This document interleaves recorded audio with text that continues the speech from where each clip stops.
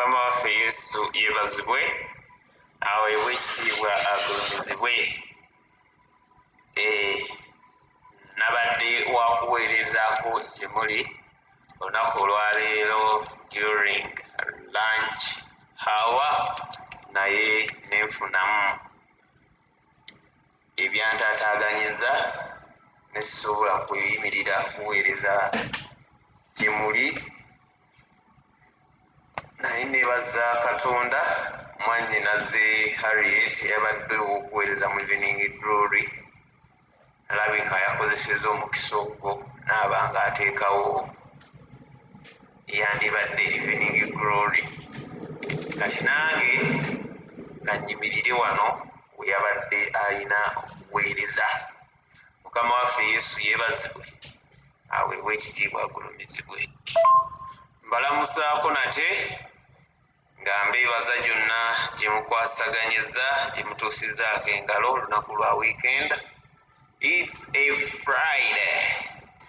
Mukama mulungi. Weekend of course ebiseera ebisinga obungi abantu abasinga obungi babeera mu zi ofu zaabwe, abalala babeera gamba weekend ebeera bwetyo weewaawo nga ninaye ate mikwano gyange abaŋŋamba nti ate weekend ffe tukola bubi nnyo nnyini ddala, naye nga mbalamusizaako nnyo mwenna. Mukama abampeere nnyo omukisa. Kawungeezi nga situnagenda miwanvuwanvu mu nnyiriri zaffe ze tugenda okutunuulirako mu Evening Glory yaffe y'olunaku olwaleero. Katusooke tusabe. Katonda omulungi, omwesigwa, omwagalwa, tuzze maaso go okukwebaza olw'obulamu bw'otuwadde, tukitwala nga mukisa gw'amaanyi nnyo ffe okuba abalamu nga tukyasobola okussa enkuyege nga zikyatukubira engulu. Tukwebaza, tukugulumiza, tukusinza, tukutendereza, tusiima bwongerwa olw'obukuumi bw'otutaddeko mu makubo mwe tutambulira ne mu byonna. Gabadde maanyi go, si maanyi gaffe ge gatubeezezza abalamu. Katonda omwagalwa, Katonda omuyinza w'ebintu byonna, tweyongera okwewonga mu maaso go, twongera okuwonga famire zaffe, ebintu byaffe, abantu baffe, mu ndagaano y'omusaayi gwa Yesu Kristo ogwayika ku musaalaba e Golgotha.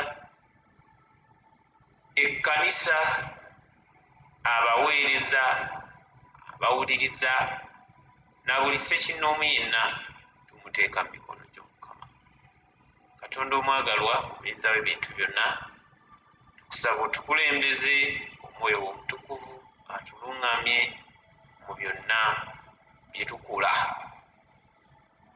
Nate mu kaseera kano nga bwe ngenda okugabanako ekigambo kino eri abalonde bo, kusaba gwe obw'ojja oyogera naffe, nze nveewo. Webale Mukama, webale Yesu, webale Omulokozi waffe. Byonna tubisabye n'okwebaza nga tuyita mu Kristo Yesu Mukama waffe.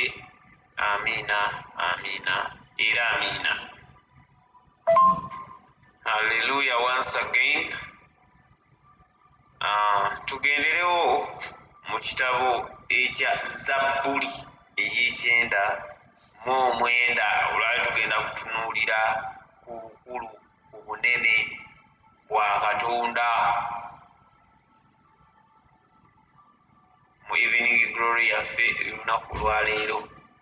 Evening Glory ebeera nnyimpi era nga mu bigambo kimu bibiri, sigenda kwogera nnyo, tugenda kuba tufumiitiriza ku bukulu, ku bunene bwa Katonda. Nga bwe nkugambye tubikkule mu Zabbuli ey'E9:9 olunyiriri, tugenda kutandikira ku lwa 6 weewaawo nga yonna twandibadde tugisoma. Naye tutandikire ku lunyiriri olw'omukaaga.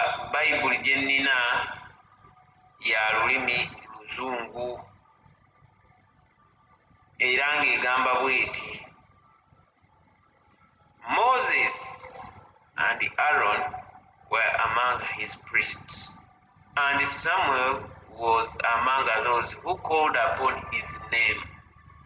Olunyiriri olw'omukaaga lwokka tusooke tulwefumiitirizeeko tulaba abasajja ba Katonda Musa ne Alooni ne Samweri nga beeramu ku abo abaakowoola erinnya lye. Mbuuza maama taata, gwe oyita ani?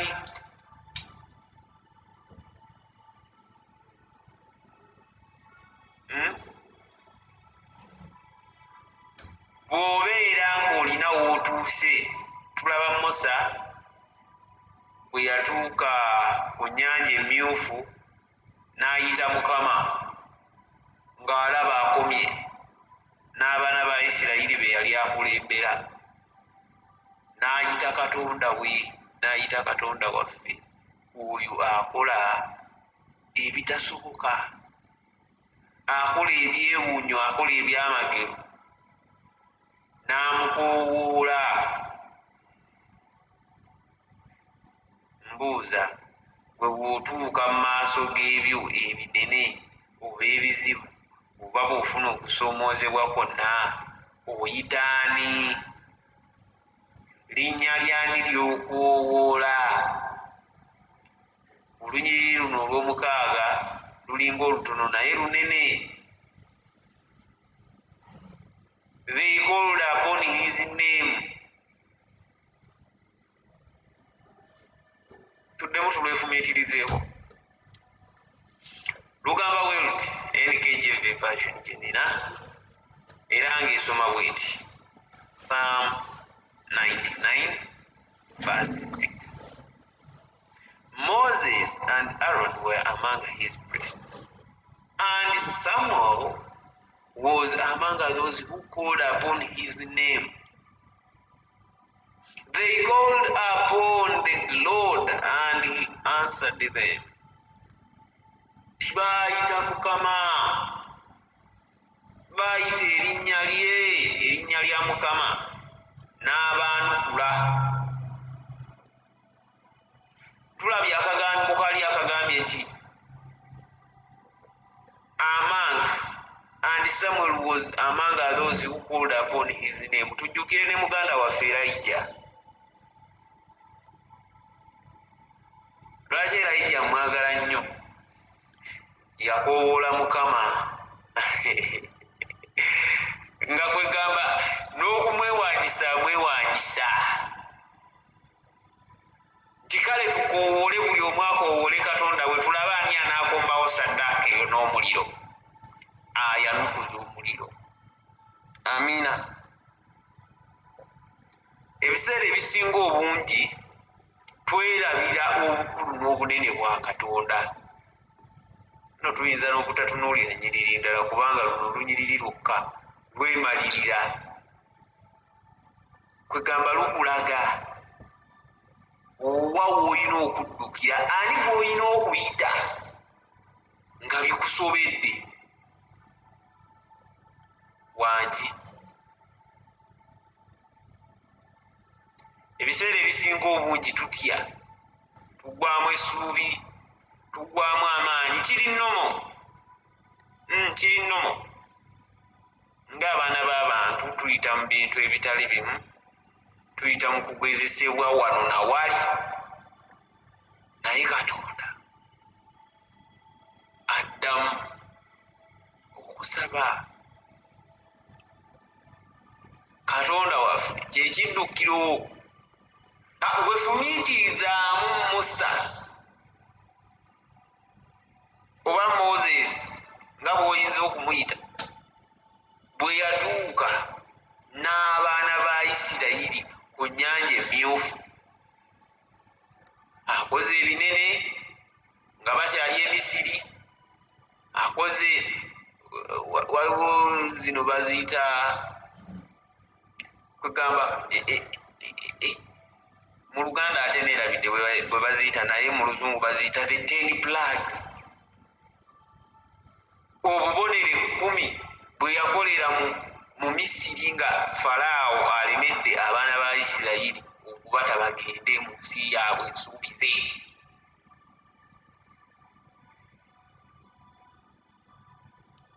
Wange akozeeyo byonna byonna, atuuse wano ate ku kizibu ekirala ayitaani, agenda kuyitaani. Kubanga obulamu bwe tutambuliramu,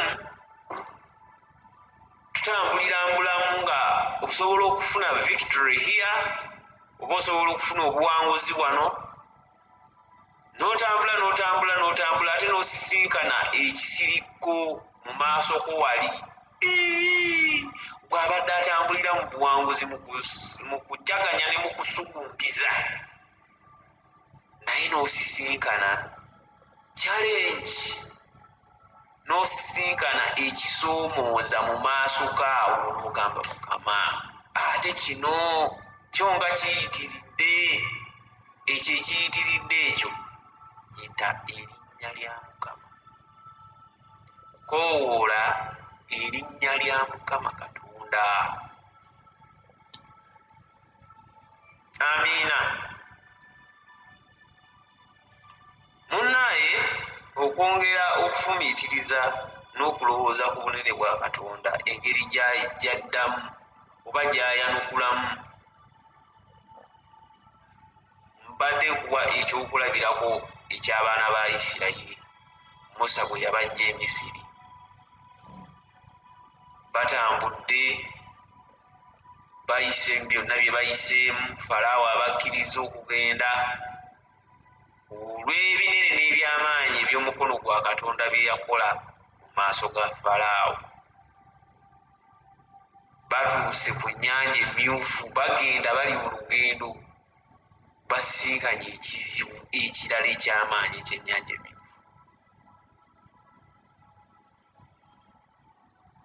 Moses n'akoowoola erinnya lya Mukama. Moses n'akoowoola erinnya lya Katonda. Naye era wakati Moses nga akoowoola erinnya lya Katonda, mulimu abagamba kati yatujja e Misiri ng'alowoozayo teri ntaana okutuleeta okutukkira wano eno ku nnyanja.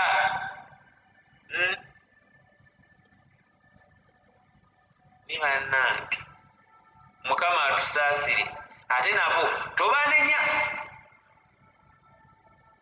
Tobanenya nnyo, kubanga naawe bw'oba weetunuddemu mulimu ebintu binene nnyo Katonda by'akoze mu bulamu bwo, mwana wa taata. Naye kati oba emabegako awo oba ddi waliwo w'osisinkana embeera n'ogamba nti ho ku luno yakummalawo, ne weerabira Katonda eyajjawo eri. Kubanga bw'osomamu bw'oti mu sitoore eyo ey'abaana ba Isirayiri, otuuka n'obasalira emisango n'ogamba naye kati bano baali tebajjukira Mukama binene by'amaanyi byakoze. Era edda nze nalimba ŋŋamba bano mutuufu nedda baali basaanye naye bw'okyekubamu ttooki naawe n'olaba noga wange Mukama atusaasire ekisa kitumale. Kuba naawe mulimu ebintu ebikutuukako ate n'obanga eyeerabidde obunene bwa Katonda, obukulu bwa Katonda, n'obanga ayenjabuka. Naye olw'okuba nti omwoyo wa Katonda munnaaye wa kisiira abeera wamu naffe, oba oli awo n'akujjukiza n'agamba n'akugumya mu mbeera gy'oyitamu, kyova olaba tumulina nga ye mubeezi, ye kamfata. Amiina. Nno tugenda kutunuulira n'okunyirira endala abooluganda, tetugenda kukoma wano, nabo obudde tutte buyitirivu nnyo. Muŋŋanye tukome wano, tutunuulire ku luno olunyiriri bwokka olw'omukaaga, that is mu explanation. Naye mu kusoma enyiriri zonna zimaleeyo. Infact nagambye osome na ssuula nnamba nga ntandika right. Mukama akumpeera ennyo omukisa, twewombekeko tusabe. Naye enyiriri zonna zisome kuba enyiriri zonna nnungi. Amiina. Oli mulungi, oli mwesigwa, oli muyinza w'ebintu byonna Mukama waffe. Tukwebaza, tukugulumiza, tukusinza, tugamba osaanidde. Tukwebaza olwa evening glory gy'otuwadde olunaku olwaleero, ekitiibwa ntya tugikuddiza. Tusaba omwoyo omutukuvu abeere naffe ennaku zonna. Ekisa kya Mukama waffe Yesu Kristo n'okwagala ku Ayi Katonda n'okussa ekimu omwoyo omutukuvu kubeere naffe ffenna eri abooluganda bonna emirembe egitaggwaawo. Amiina, amiina era amiina. Mukama abanjagalira, abampeera ennyo omukisa, akawungeezi akalungi. Tusinkane nga mulina obujulizi nga nange nina mu Kristo Yesu Mukama waffe. Amiina. Amanya n'eddoboozi Vincent Treasure, nabadde seeyanjudde mu ntandikwa naye wano mu nkomerera nze nkijjukidde. Mukama banjagalire.